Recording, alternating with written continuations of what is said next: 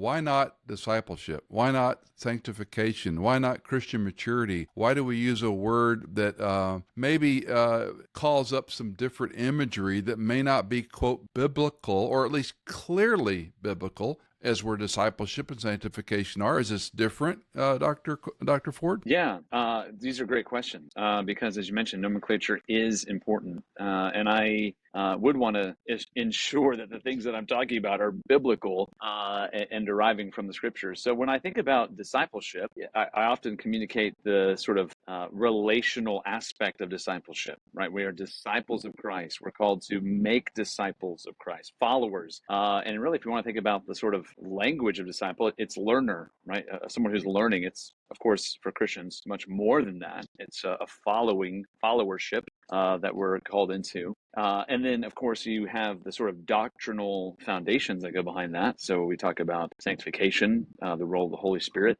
which is really where the idea of spiritual formation comes from. For a Christian, spiritual formation has with it the idea of the Holy Spirit as the agent, as the work, the person who is behind this. And the idea of formed really, I think, comes with the idea, well, we see it communicated in Galatians chapter 4, where Paul talks about laboring on the behalf of the church until Christ be formed in you.